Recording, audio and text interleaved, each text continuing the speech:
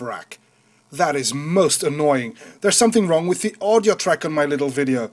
Well, let's see if I can repair it, but in the meantime, maybe I can, in a nutshell, tell you what I was trying to say in this video.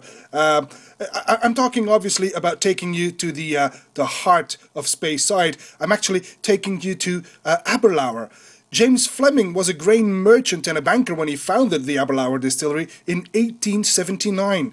And he built the Aberlour distillery in, well, Aberlour, in the heart of Speyside, close to the St. Drostan's Well, because he wanted to secure, obviously, the water supply that he needed for the production of his Speyside single malt.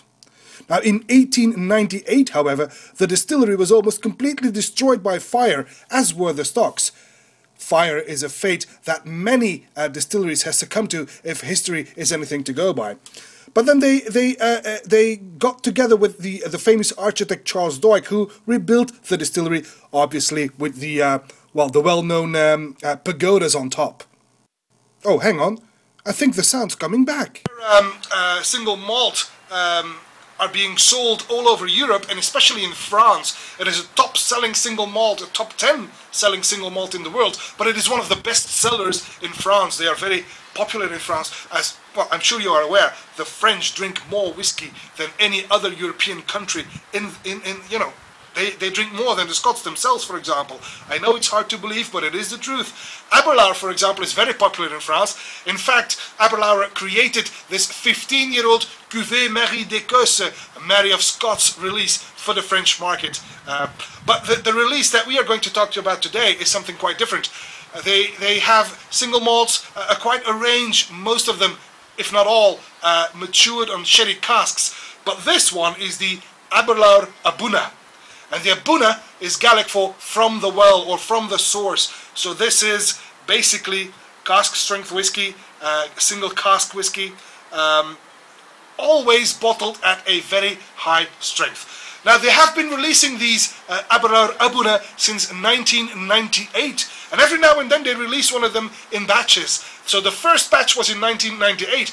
Now last year in 2012 they released batch 45. So there's many already. What I have here is batch number 24, which was released in September 2008.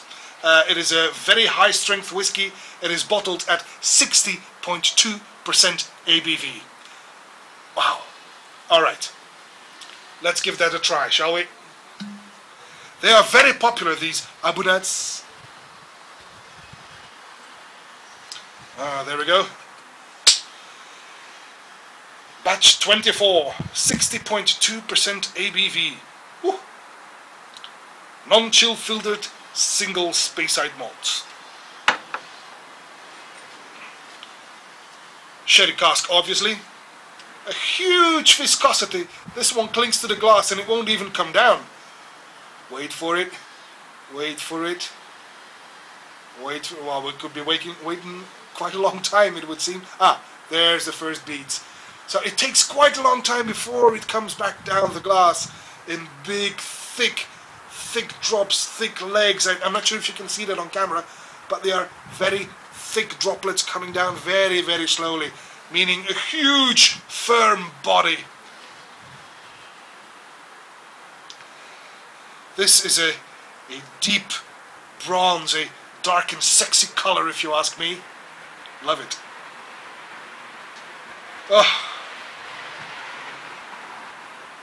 Oh, it's very powerful, obviously. It's very powerful on the nose.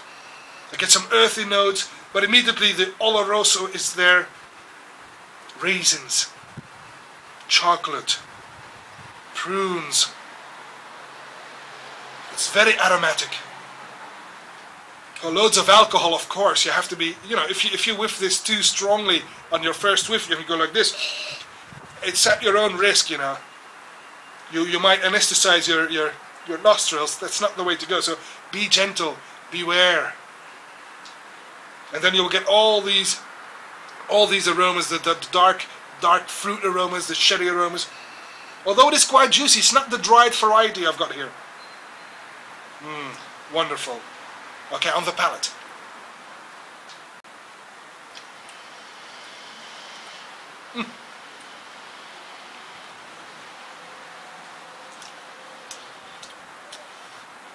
Ouch. Wow. Whew. Hot. Obviously 60.2% ABV, it's hot. Nevertheless, you can immediately, it softens up immediately. After the initial alcohol burn, immediately the dark fruit returns. It's rather juicy actually, I would have expected dry, but again on the palate, very juicy. Fresh figs, the chocolate again. I get some raisins, some dates, all the traditional dark fruits that you would expect from an Oloroso sherry cask. But it is a monster. It is very powerful. It needs a bit of water because the peppers, the nutmeg, some cloves, they really tingle. They dance on your tongue.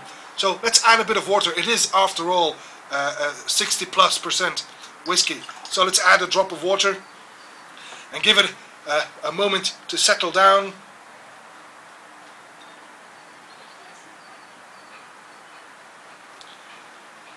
That looks like it. That's good.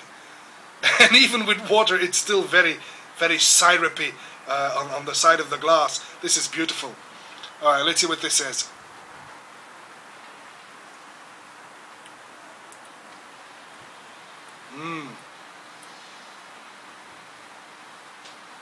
Very, very juicy. Oh, it's wonderful. It's very sweet. The spices are a bit toned down now thanks to the water. And it's fruit all the way, all the Oloroso fruits that you would expect, you know, the dark fruits, raisins, even some sultanas, maybe even some mirabelles now. Very juicy, very apricotty now, very, very sweet, and very, very nice indeed. The finish.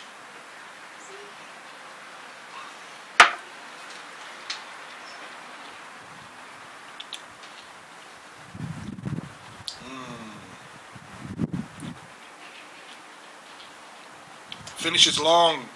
It's warming. It's not overly complex because it's the same, the nose, the palate, the finish, they are the same.